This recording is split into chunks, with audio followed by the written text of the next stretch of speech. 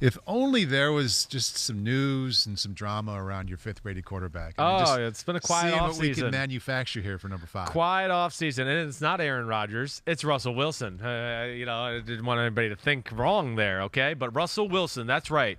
Number 5 quarterback in football. I mean, yes, there's no doubt that he's one of the 5 best quarterbacks in the game.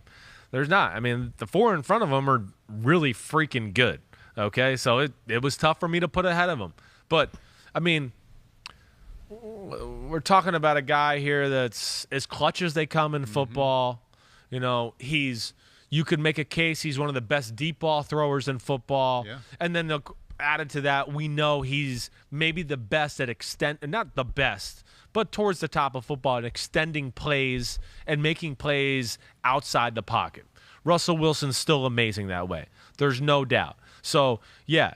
He's talented. He's got great leadership, fortitude. There's a presence on the field. He has one of those auras about him, to me at least. You tell me if you agree. When he gets the ball late in the game and they're down, I'm just going, well, they're going to score. You expect him to make it happen. You expect it. Yeah. He's one of those short list guys where you just go, it's going to happen. In fact, you're shocked when it doesn't happen. You're just like, what? Like 4th and 12 tight game late. Like, you're surprised that he doesn't get it done. If he doesn't. Yeah. He's to that that point to where you just go, if they're close in the 4th corner, I'm going with Russell Wilson. I mean, as long as they keep it close, he do. Now, at times, do I think they're maybe close because of him? If you want him to get on the negatives a little bit, could he be a little conservative with his decision-making at times? Can he leave some people open, especially down the middle of the field at times because of, lack of height? Also, I think, it's been years and years of a defensive coach going, don't make turnovers and don't things like that. Yeah. But, I think Russell Wilson I've talked about some quarterbacks, like the 2021 quarterback. You got to be able to look at the rush a little and then look back up. He does. He does. To me, he borders on time when I go back and watch him and going, he's watching the rush a hair too much. Yeah. Like to where he gets the ball and he will look at the rush first. Excuse me, as I drooled on myself there. He'll look at the rush first, and you're like, man, the first read's open. Like, you got to throw it. You got to be looking at him. Yeah. It says, look at the first read, then look down at the rush. Don't do it the other way around. And there are a handful of plays, really almost every game, that I can kind of see that. It does jump out because you don't see it with other quarterbacks. No, you don't. He makes it work. Yes. It's hard to complain. Right. But it does make you sit up and you're like, is he looking at the rush? I know. And no doubt. He does. And when you see really like that film, especially that back end zone film, you could see the head dip down. You can really kind of see the moment where you're going, okay, he's looking. But you're right. Anybody even watching TV, and you and I have a little bit more of a trained eye, but I think any game you watch, you see a few games where you go, wait, he kind of looked like he was going to cock his arm and throw it, and the guy was open. Like, why didn't he throw it? And then they show a replay or you watch film and you go, well, he wasn't really trying to throw it there. He was kind of just looking at the line, trying to make a move to find a place to throw to somebody else. Yeah. And that hindered him. And listen, we saw one spurt last year or two again, and this is not all his fault.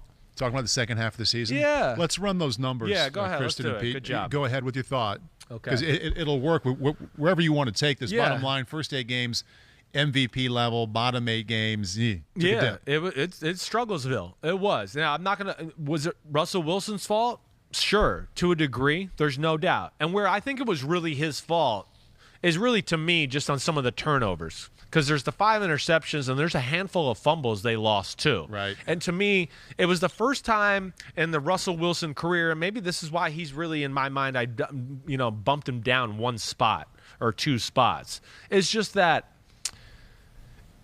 it's the first time I've seen him try to force things and go like, I'm going to make the play. Yeah. Or I'm going to do this. Or wait, the pocket's collapsed and I've looked long enough, but I'm still going to hold the ball here and be looking down the field because I want to make a play. And now that it's come out, he was more frustrated than he's ever been. It would make sense if he was thinking that way. Exactly right. I mean, you go back to the Buffalo game, you go to the Rams game, there's some plays there where you just go, the Rams game, they're in the red zone. He throws that interception down the left sideline as he was scrambling up in the middle of the pocket to the right. And you go, run for 15 yards.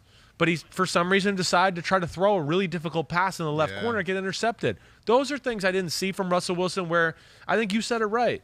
Frustration, the perception around him the let Russ cook, all of that I feel like affected him a little bit. Something was. And I will say the offense became predictable, as you heard me say back then too. That was part of it too. I don't want to give him total blame here because they're another offense that needs to expand, and that's why they got rid of their offensive coordinator and got a new one. Amidst all this talk about, and who knows what really happened behind the scenes, I want to talk about your reaction to that in a moment, but when it comes to last year and the last couple of years and how he has played, a lot of talk about how he was frustrated about how often he was hit. Yeah. And they don't have a great offensive line. Right. But my mind goes to watching Ben Roethlisberger the last 10 years, too, and that the way he plays, the way he creates success is different at times than other quarterbacks, and it requires moving around and getting hit because he wants to play that way. Yeah. I think Wilson kind of wants to play that way, too. Agreed. Even though he can get done from the pocket. So how much of the blame really goes to the O-line? Yeah. And how much of it goes to, this is how he figures out a way to play at a high level? Yeah, I could certainly sit here around like 2016, 2017, even 2018, and certainly look at some of those years and go, hey, those sacks, some are on Russ, but a lot was bad pass protection. And he's been top 4 most sacks, if you can't see the stats, since 2013. I know. But see, like, this is where you get into it, and I just go, like, listen, 2013, 2014, and then last year, I got no problem with the pass protection. Yeah. There's more Russell in those years. It's just the way he plays. It's the way he plays. You got to live or die with it a little bit. Yeah. He's going to hold the ball, like we just talked about. Sometimes he does not take the throw within the normal rhythm of the offense. I think, one, it's because of the culture up there, and he's been a little scorned by the defensive coach thing, like you heard me. I don't know. It's just my hypothesis there or whatever. And then, 2, hey, it's like the old talk we've had. Like, he can do it. So he's always like, well, my whole life I've gotten away with this guy and then throwing a 20-yard pass down the field. Yeah. So you're gonna have to live and die with him a little bit to that degree. And so does he. Like, I kind of threw my own personal flag the whole offseason when he was saying I got hit too much. I'm like, you know what? They found a way to work around how you play sometimes, and it's worked well. I mean, they're a Super Bowl caliber team all the time, because of how he's figured out how to play at a high level. But with that, you're going to get hit because you're looking at the rush, you're figuring out which way to run, you hang on to it. So, like, I didn't see much validity to that. Could their offensive line be better?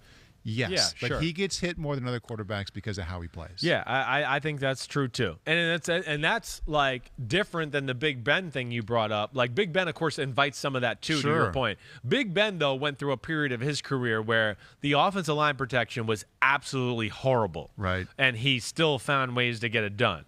Like, but he had to get hit doing it and all. He couldn't run like Russell could. But this is part of this type of quarterback. It is. I mean, hey, John Elway was sacked, and I believe he retired as the most sacked quarterback in the history of football. It wasn't because he had, like, bad pass protection. They had a lot of good all-lines there. He just was like, damn, I can buy time and throw 50-yard lasers. So every now and then he was waiting to throw a 50-yard laser, and, oh, man, I got sacked. I got shoestring tackled, those type of things. I do think we'll see less of it this year. I will be shocked if sack numbers don't go down because I also think the sacks – were also a result of the predictability of their offense to a degree. Hey, everybody knows what play. Nobody's open. Shit, I'm stuck here in the pocket. What do I do? Let me see if I can dance around and make something happen. Oh, I'm sacked. So there's that aspect of it that makes you hold. And also, it's not an offense about quick throws a whole lot. So he's got here now an offense that has a little bit more of that. The bootlegs and the flat, like we talked about. I would think those numbers go down a little bit. Not huge. He'll probably still be towards the top of football.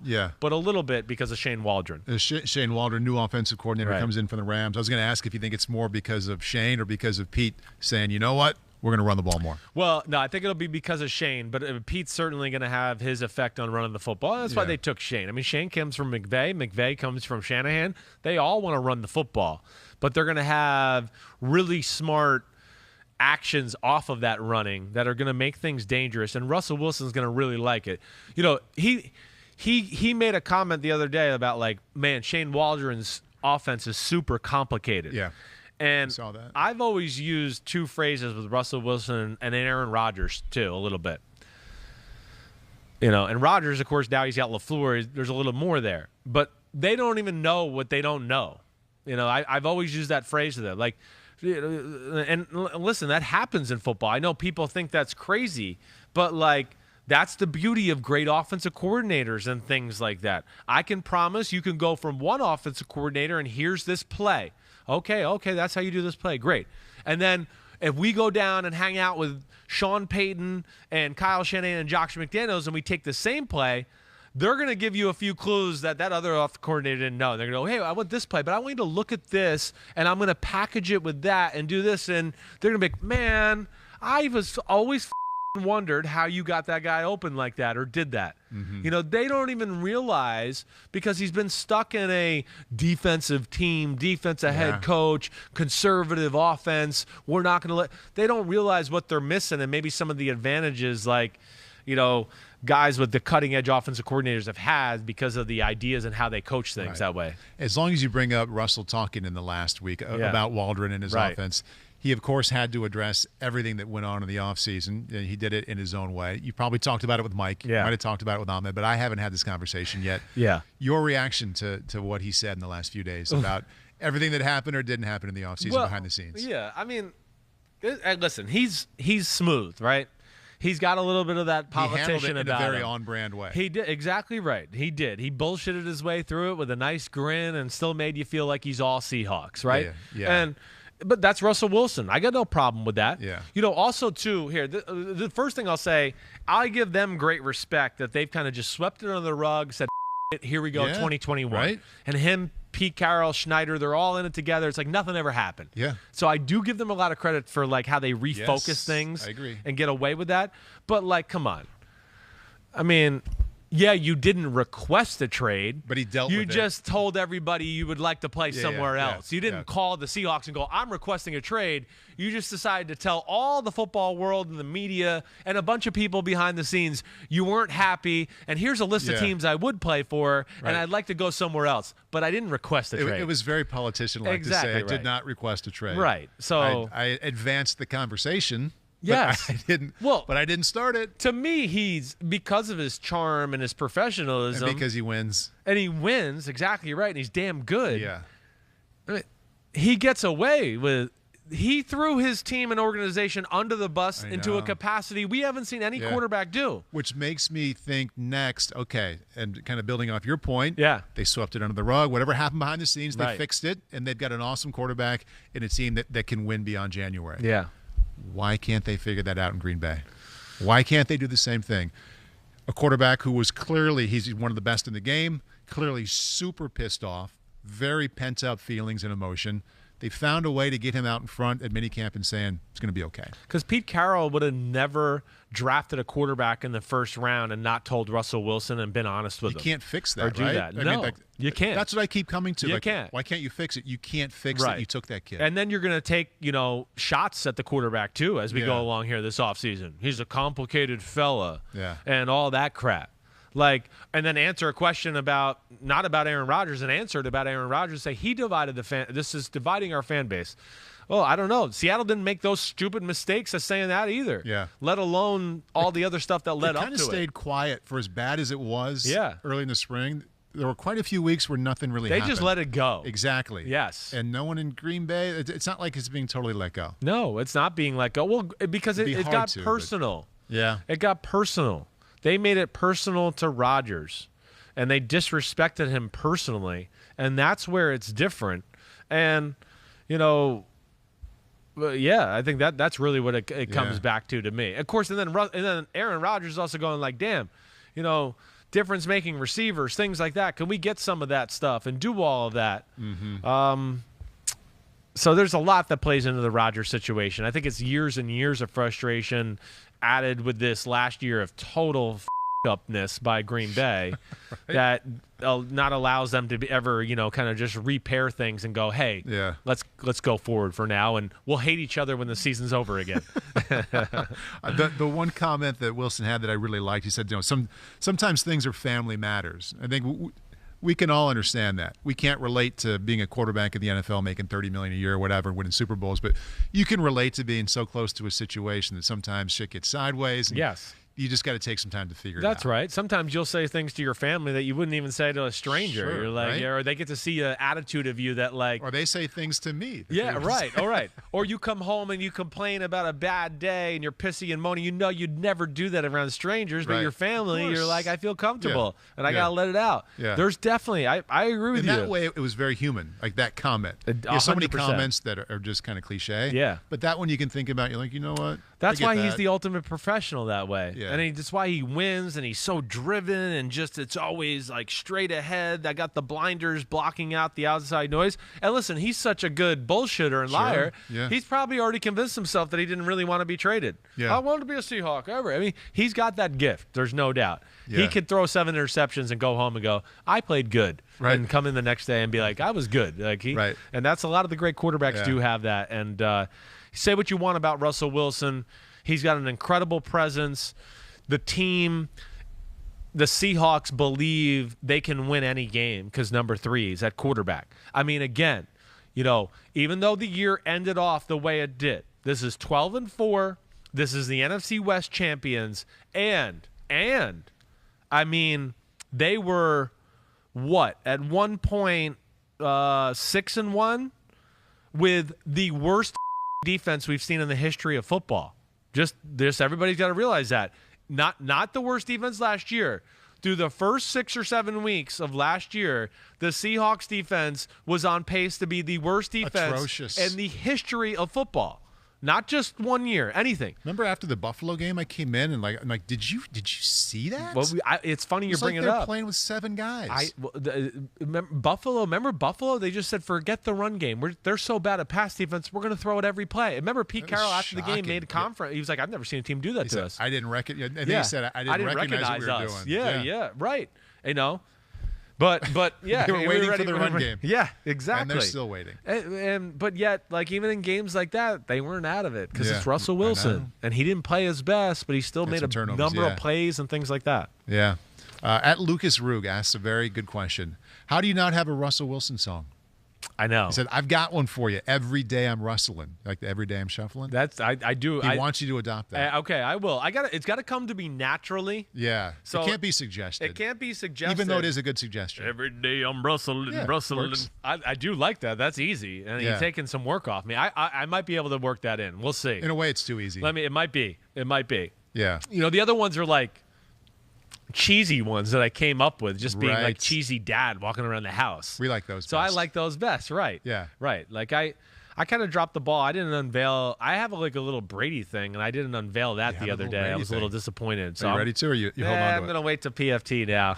All right, because we haven't got to number 10 yet on PFT. Oh. We're a little ahead here. Does Mike pay attention here and know what's up? So Probably to a degree. He'll hop into it? To a degree. He gets more of a kick out of like my Twitter wars against idiots that are out there than anything. He pays attention to that thoroughly. I can totally see it. Yeah. Hi, I'm Mike Tirico, and thanks for watching.